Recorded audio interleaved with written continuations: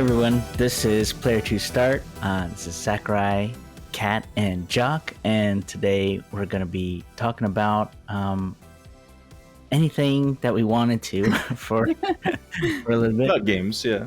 About games. But first, I wanted to talk about, I just wanted to mention our comments that we got in our last video.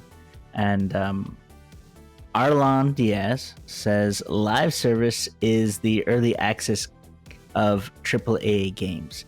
And what he's mentioning is in relation to our last episode about alpha, beta, and early release. Okay. And Meowniak, which is Cat, asked about live service, and he also replied that live services are online games that get new content as seasons, like Fortnite, Battlefield, Destiny, Call of Duty, etc. What do you guys think about that?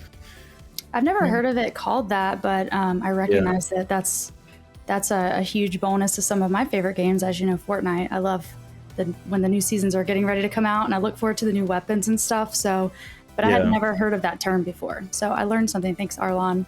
Yeah, I learned something new as well because I've played Destiny before, Destiny 2, and they keep bringing out new DLCs. The base game is free to play, and then you buy DLCs to access the content, and the same goes for City Skylines, which I know Sakurai was playing recently. Paradox has a behavior of releasing a game and then they release above 50 plus DLCs for one game, so I know what he means. Yeah, he's not wrong though. It is kind of like the early access for AAA games because they're releasing content as you go. But you know that AAA games are most likely not going to just drop that's debatable. It is debatable. Crazier things have happened. All right, next from at Yegros86 says, yo, speaking of FIFA, did you guys see that EA won't be able to call their FIFA games FIFA anymore, in quotes? FIFA and EA broke up, and I did not know about that, but I did a quick Google search that they are losing the license to EA's losing the license with FIFA for FIFA games. That might have been one of the longest licenses to exist in terms of partnership, to be honest. Like the number of FIFA games that have been out, because I played it as a kid with my brothers when we were big into the English Premier League. Yeah. Because I know it's been, at least more than 2 decades that game's been coming out every single year. Right. Yeah. It's ridiculous how much what will they call it now? So EA is going to make a game called EA Sports FC, which is football club, in 2023. So I'm assuming it's going to be like the same thing, but then you got to think about all the licensings that they had to get for FIFA. And that was one of my biggest issues with FIFA in general, because I tried to play the JPL leagues, which is Japan, right? And FIFA never bought they couldn't buy the Japanese league because it was licensed to Sony, and Sony produced I think it was Sony. Sony produced PES soccer. Yes. I remember. So you could play all the Japanese leagues on that game, but not in FIFA. And they were not like, a lot of it were just not, they wouldn't get the licensings to each other. I just wish they would make one soccer game without any of that licensing pool. Drama. Yeah. Well, I've never played a soccer game, but I like listening to you guys talk about it. Our last comment from at Type 1 Design. Hellletloose for the win. Bren, brap. And that kind of goes into what I wanted to talk to from my time, was the new Hellletloose update. And that's what he's mentioning. Since that comment has been typed, it has come out and we've all played it, or at least my Hellletloose boys have played it. I was with you last night. Yeah. And so I have a lot to talk about with Hellletloose. Number one being, and regards to the Bren specifically, the sound for the Bren is absolute garbage. I don't know what they did to that game with that gun sound. They need to take that sound and just burn it to the ground and then build a new sound because it's so bad. Is that bad? Okay, I haven't played the British forces yet. Last night when we either played as US or Germans, I think. Yeah.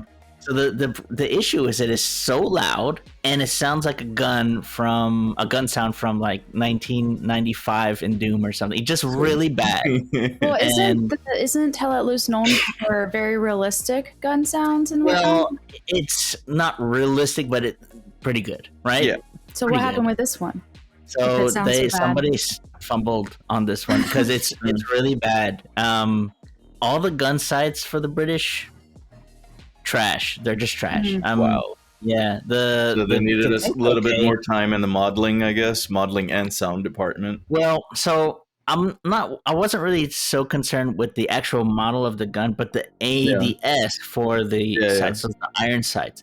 They make them really clunky. You can't see anything, and it's just not. I don't feel like that's an accurate representation of those iron sights historically, and I don't know why they're doing it like that. Maybe for like fairness or balance or some reason. I don't know what their reasoning is for, but I don't like them. So this was a huge update though, right? So was there what all did the update entail? Was it just weapons? Basically it entailed a new faction, the British. Okay. And it came with 2 maps, Driel and a desert map that I'm not comfortable with. Is that the one I saw yesterday? Yes. Yes. I loved it. I thought it looked very nice in comparison to the maps that I've played the very few times I've played, where I feel like I can't find a good. I can't see through the woods. You guys see people like 100 meters away in a window in a corner of a room, and I'm like, they could be right in front of me, and I don't see them until they're like shooting me. It's like eye training, really. Like you just have to get used to it. But like as far as the maps, like I felt like the desert map is nice. It has performance issues, and it has it needs to be adjusted for the points, for at least for offensive, because there's a big issue capturing the first point for the British. It's really hard because the Germans are just waiting there, encamped on a hill. It's really hard to cap it. Yeah, it feels like a super disadvantage for the British. But at the same time, I like the desert map with the elevation differences. So there's lots of cliffs. There's a lot of hills going on. So it's not like a flat map. And I think it's a nice tanking map.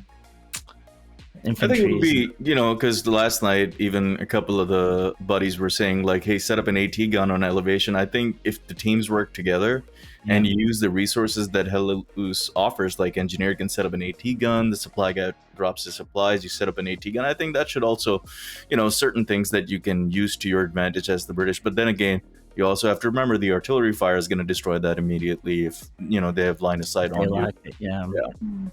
Yeah, I mean, also like speaking tanks, the heavy tank for the British doesn't have a hull gunner for the driver, and I was like, this is just ridiculous. I thought something wrong was with my mouse. I was like, is something wrong with my mouse? It's not clicking the MG. Like, which one is it? Is it the Churchill or? No, I think it's Firefly or something like that. I'm not too familiar with British tanks. The Sherman was adopted by the British. It's Sherman like, Firefly, like Sherman, right? with a bigger gun, But I know nothing about any of that. Regardless, I don't know why they took away the MG, and I was like, why? The tanks are for realism. Okay, if we're gonna go for realism, then you should let the tanks go full speed, right? The tanks in the game are like topped out at like 30 kilometers an hour. Yeah. In real life, like a Panzer IV would go 40 kilometers an hour. Yeah. And some of those tanks would be going like 50 or 60. What are these British kilometers you speak of, sir? Oh, no this freedom America. We use freedom units here. So, I mean, those things, I wasn't impressed by the heavy. Okay. The medium was okay. It's an okay tank. The lights are, lights are lights. Yeah. But, the other map is Driel, which is in the Netherlands. It's kind of just like a Western Front map. Nothing really special. The only thing is that you can cross the river at any point on foot, which I think they're overcompensating for Remagen, because Remagen is one bridge and you can't cross anywhere else. This one is a bridge and you can cross everywhere. So I think it was too much. They should have made it to where you couldn't cross at certain points. Foot crossings, good, and not everywhere. I think it's too easy, you know?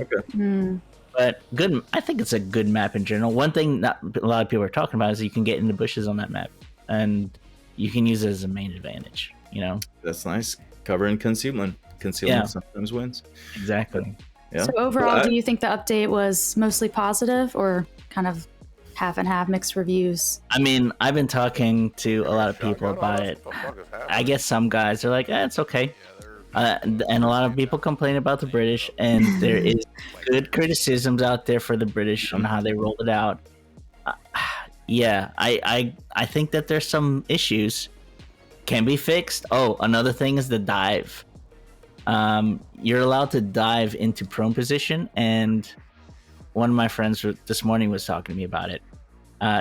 Running and diving, you could just keep doing it over and over, and it looks like you're dolphining. You know, Call of Duty. I want to see that. Is this Call of Duty? Yeah. I was like, it can be fixed. You can put a 1 second delay. You know, so when you get up, you have to wait and then do it again, and it's not a huge issue, but they need to be tweaked. You know. Yeah.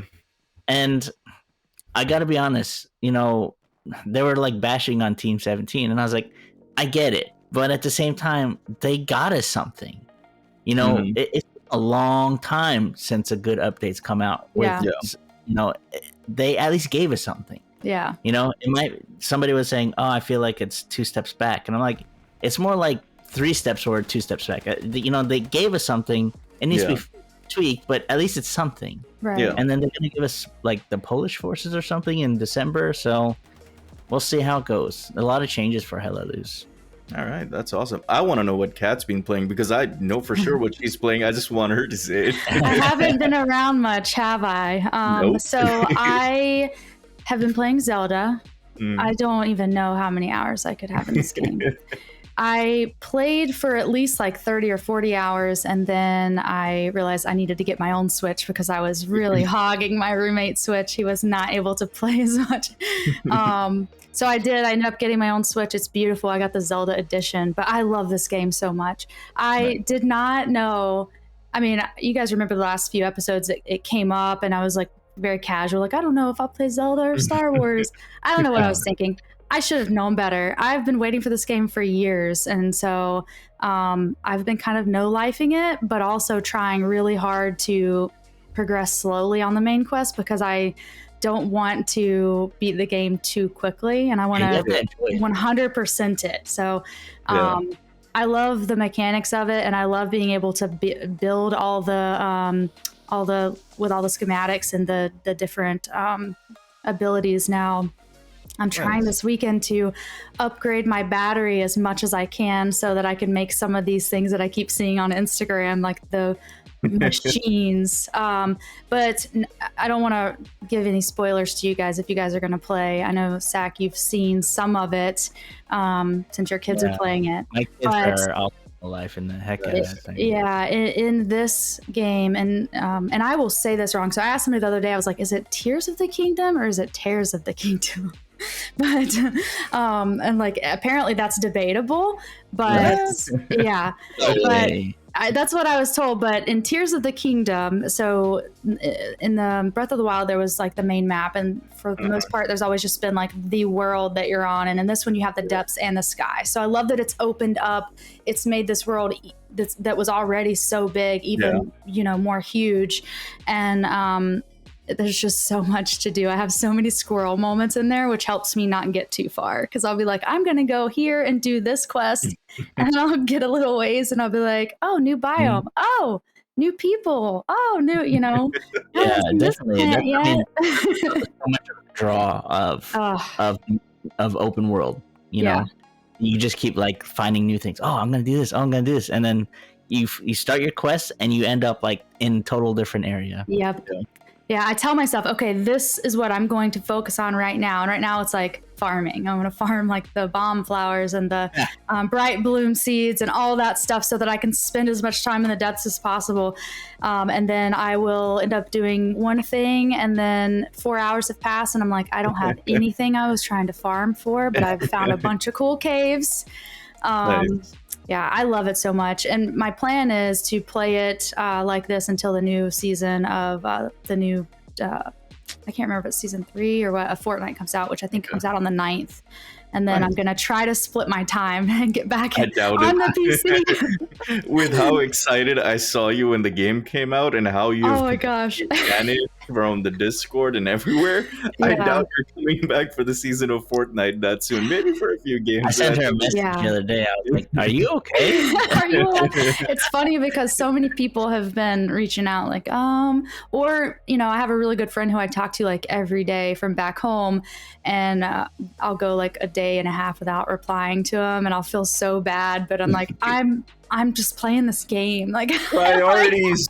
I need everyone to understand that this is who I am now. Okay, Zelda comes first. Isn't it strange how we were expecting Star Wars to be such a big thing, and now with its kind of floppy release of the PC version of the game, now that Zelda's out, like Star Wars has not even come up in our minds really about it. It really hasn't. Although I have been reading the books and everything still, so but that's my workout regimen, just to listen to the audiobook. But I love Zelda. I think you both should get Switches right now and start playing it. I have one. I just gotta haven't get on it. Yeah. It's so amazing. And you know what? I love my PC. I love it. But man, it's so nice to not have a game crash on a Switch or have to worry about a driver needing to be updated. I just play it. I just Zelda play got it right such here. high rating from everywhere. The only criticism I heard about Zelda was that the frame rate, it was kind of low for that game on the Switch. They were saying it's like locked at like 30 or something, basically. Oh wow! Yeah, and if you connect, like that would suck even more if you connect it to your TV. Well, that's console. what I've been doing, and it's been fine for me. So I don't know. And I've been connecting to the gaming monitor too. Yeah. And I think it looks great. I think there are some things about it that are maybe make it a little bit some OP in this game. I like some of the abilities are just such game changers that you can just progress so much faster than I feel like I remember. Like being able to ascend up, you know, so far, so early in the game. I feel like I felt like it was a little OP. It made it just a lot easier. I also remember being able to change the difficulty in Breath of the Wild to make it harder, but I haven't seen that option on this one. So I don't know if that maybe it's set by tiers. But yeah,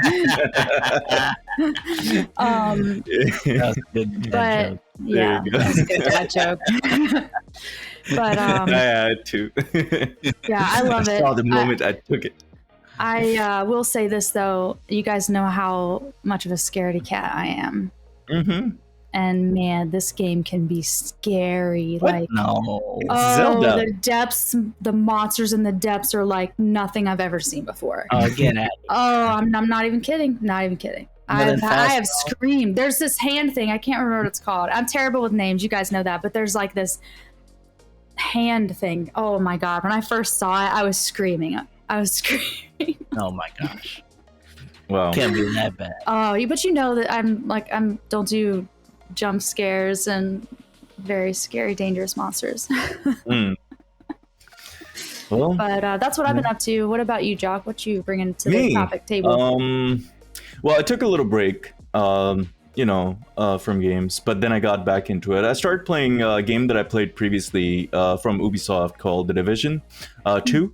I played the first one, I played the second one, I beat the second one, but then, they brought out another DLC, DLC, and then more additions to the game. So me and a couple of buddies of our WarThunder community, we started playing, and speaking of WarThunder, I'll get back on that, but I've been spending some time in Division 2, but I'm kind of getting tired because all I do is farm gear and killing more enemies and killing. It's kind of like that MMO feeling that you're farming for more gear and more gear, but the action is consistent. So it rewards you in that aspect. Like whatever gear you make, you're putting it to use in killing more mobs. So it's been fun. And I like that game. It's a fun game that you can squad up with 4 friends and you can play together and, you know, do different tiers, and you level up, so on and so forth. But one game that I really wanted to talk about is WarThunder, because a lot of people don't know, but a lot of players that are really involved in the game, things started going downhill for WarThunder towards the end of May. No, not really end of May. It was more like around mid of May. So WarThunder introduces economy change, because WarThunder primarily is a free-to-play game, but then to get ahead, you know, you get a premium account, like how most. Pay to win. Well, it's not pay to win. It's more pay for convenience, right? You can buy a higher tier tank that rewards you more experience for unlocking tiers faster, right? So you get a premium account, then you get premium vehicles. So win for me. That's pay to win. For convenience, you can free to play the game, but you know it's very hard after you reach a certain tier. Like initially, it's really easy at like, you know, like the baby tier, like at the reserve tier, you just enjoy the game. But so they released some economy changes that people were not happy with, and people went to Steam and they tanked the reviews of the game. So starting May 17th, and I'll share an image so Sakurai can share it here in the podcast as well. On May 17th, they received the first almost 1,000 negative reviews, and then it just steamrolled, like the highest number of reviews on one day. May 22nd, 23,600 negative reviews on Steam in one day. And people just like, and they reverted the economy changes that they brought, but people were not happy. So I think it was a long time coming that people were seeing this happen over the course of time. Your different bonuses that you get in the game, like there's a best squad that you get, that if you team up with your team and you play the best for 10 straight games, you used to get 500,000 in-game currency. This slashed it down half to 250,000. So small little things that people have been noticing over the course of time. Snowball effect, right? And people were just done, so they started bashing the game on Steam. And then I think Gaijin, who makes WarThunder and a bunch of other games, talked to Steam, and they kind of like curtailed the negative reviews, but still, like, people have not stopped. Like right now, it's at overwhelmingly negative reviews in most recent. And a lot of buddies and people that I play with have stopped playing the game. Or they play minimal, as less as they can. Even myself, like I barely have played the game since the last episode that we recorded. And I'm just gonna quickly go over a review of one of our squadron deputies that left, and this guy has over 3,600 hours in this game. So it's not like he's new to the game and has not played the game before, is just leaving a negative review because he has no experience. But you know, he said, and he did have a positive review previously, but he reverted his review because he's like, he's saying that progression takes more time and energy than it's worth, which is true, because they're making the game harder, so that people are forced to buy a premium account, buy vehicles, because and he said if the devs would strike a healthy balance in game economy, then you have an extremely enjoyable game, because it's a unique game. There's no other game like it, right? But after playing this game for literally 3,600 hours and putting hundreds of dollars, I myself have put hundreds of dollars into this game. I'm not gonna lie, I have like 2,000 hours in the game. I've put at least $500 to $600 in WarThunder. I'm not kidding. But I look at I look at it this way, right? Per hour dollar, right? If I'm spending $1 on a game, am I getting an hour enjoyment out of it? Regardless, I have spent a lot of money on this game, and you know, I have had a lot of fun with this game. But he himself says that he does not recommend new players to invest their time into a game where, you know, the developer is not siding with the players, but is getting more greedier by the day. So, and a lot of content creators that have access to Gaijin directly, that, you know, they give them vehicles, so on and so forth, so they can represent their game, make YouTube content for them. Even they are not happy with the changes, and Gaijin is addressing this. They're saying, give us some time, we're going to try to correct these things. But I think the player base has had a little too much, so they're like still not happy. So I guess time will tell if Gaijin decides to win its player base back and, you know, tries to appease them over the course. I would hope that they would listen to the reviews of people with thousands of hours in there, you know. I mean, that have spent so much time and money. Yeah. And money into the game. Listen so to they haven't always been that way though, right? No. You just noticed it sounds like I've heard more in the last 6 months from so many people that they've become greedy. Yeah, that's the gist of it. Like, people feel that Gaijin is becoming more greedy over the course of time, and this is the opinion of the people, right? Gaijin may say that is not the case, but the people feel, the player base feels that this is what the company is doing, and the company has, to not lose their player base, because it's easier to spread negativity than positivity, and nobody knows this better. So I can go and tell 10 people not to play WarThunder, and they'll go tell 10 more people and 20 more people.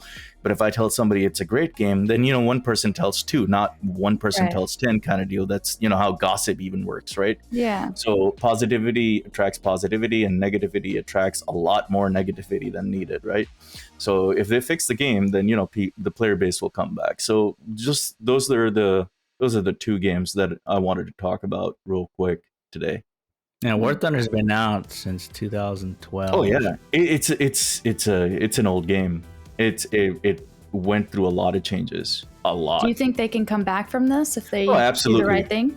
I think they can. I enjoy the game, even though I have yelled at this game more than any other game when I get one shot from across the map by some Chad in a vehicle, and I'm like, how did he get there? That. There's an actual, be in that spot. You know how Discord has the soundboard effects now? Mm-hmm. Yeah. One of the squad members actually has a sound clip of me in which I'm smacking my desk and saying, raging. Where the heck is he hiding? And I'm like raging, and they saved that, and it's in our official WarThunder team Discord now. It's hilarious. I was like, when did you record that? He's like, don't worry about it. So yeah. Yeah, it sounds like they're shooting themselves in their own foot, Yeah. And if you turn against your base, they have a huge community of players that can lean on for feedback and all that they need to know to what to change. So ball's in their court now. See what they do with it. I mean, they have an average of 30,000 players at one time, all day, every day. Like, it peaks up to 75,000 people playing at a time. So it's a very heavily trafficked game, heavily played game. Yeah. But yeah, those are my 2 cents. I feel like we should start a little episode or segment called 2 cents. Where we all give our 2 cents once a month. That's a bad idea. Sounds good. Yeah. All right, so that's all we had for today. We're just catching up with you guys. And thanks for listening. Please send us more comments if you have anything you want to say about this. Comments, feedback. Anything that we talked about today, or anything we want to talk about in the future, or anything you want to hear about in the future. Leave us a message. Email us at player2startpodcast@gmail.com. Comment on the YouTube channel. You know how to get to us. And let us get some feedback from you guys. Bye, everybody.